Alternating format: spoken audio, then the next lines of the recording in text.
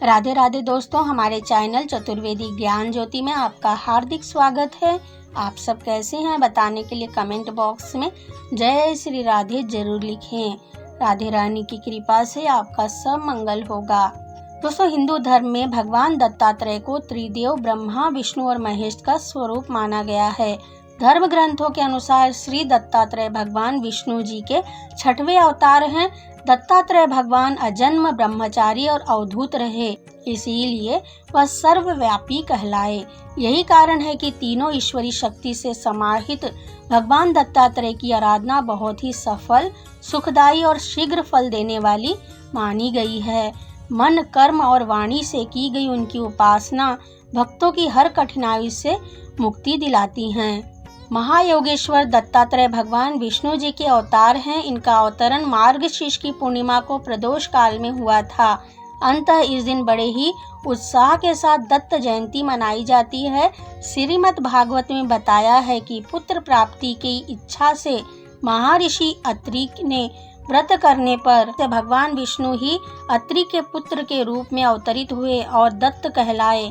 अत्रि पुत्र होने से ये अत्रिय कहलाते हैं। दत्त और अत्रेय के संयोग से इनका नाम दत्तात्रेय नाम प्रसिद्ध हो गया। इनकी माता का नाम अनसुईया है। उनका पतिव्रता धर्म संसार में प्रसिद्ध है।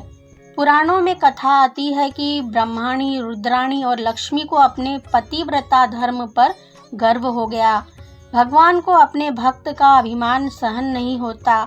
तब भगवान ने एक अद्भुत लीला करने की सोची। भक्त वत्सल भगवान ने देव ऋषि नारद के मन में प्रेरणा उत्पन्न की। नारद घूमते घूमते देवलोक पहुँचे और तीनों देवियों के पास बारी बारी जाकर कहा, अत्रि पत्नी अनुसुईया के सामने आपका सतीत्व ना के बराबर है। तीनों देवियों ने अपने स्वामियों से, विष्णु, महेश और ब्रह्मा से देव ऋषि नारद की यह बात बताई और अपने पति से अनुसुईया के पतिव्रता धर्म की परीक्षा करने को कहा।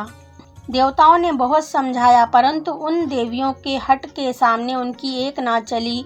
अंततः तीनों देवता ब्रह्मा, विष्णु और महेश साधु वेश बनाकर अत्रि मुनि के आश्रम में पहुँचे। महर्षि अत्रि उस समय आश्रम में नहीं थे। अतिथियों को आया देखकर देवी अनुसुईया ने उन्हें प्रणाम किया, अर्घ देकर कंद मूल आदि अर्पित किए, किंतु वे तीनों साधु बोले, हम लोग आपका आतिथ्य तब तक स्वीकार नहीं करेंगे जब तक आप हमें निर्वस्त्र होकर भोजन नहीं कराती।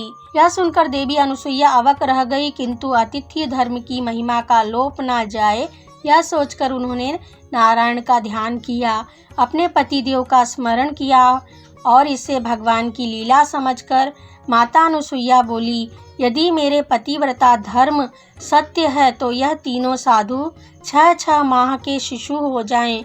इतना कहना की था कि तीनों देवता 6 माह के शिशु होकर रुदन करने लगे। तब माता ने उन्हें गोद में लेकर दुग्ध पान कराया, फिर पालने में झुलाने लगी। ऐसे ही कुछ समय व्यतीत हो गया। इधर देवलोक में जब तीनों देव वापस न आए तो तीनों देवियां अत्यंत व्याकुल हो गई। फिर एक दिन देवलोक में नारद जी आए और देवियों को संपूर्ण हाल का सुनाया। तीनों देवियां अनुसुईया जी के पास आईं और उन्हें प्रणाम किया और उनसे क्षमा मांगी। देवी अनुसुईया ने अपने पतिव्रता धर्म के शक्ति से तीनों देवताओं को पूर्व स्वरूप में कर दिया। इस प्रकार प्रसन्न होकर तीनों देवताओं ने अनुसुईया से वर मांगने को कहा तो देवी अनुसुईया बोली, आप तीनों देव मुझे पुत्र रूप में प्राप्त हों।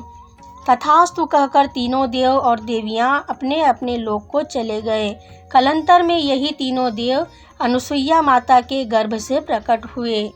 ब्रह्मा के अंश से चंद्रमा, शंकर के अंश से दुर्वासा तथा विष्णु जी के अंश से दत्तात्रेय श्री विष्णु भगवान के ही अवतार हैं और इन्हीं के आविर्भाव की तिथि दत्तात्रेय जयंती कहलाती है। इस तरह से भगवान दत्तात्रेय जी की जन्म की पावन कथा है।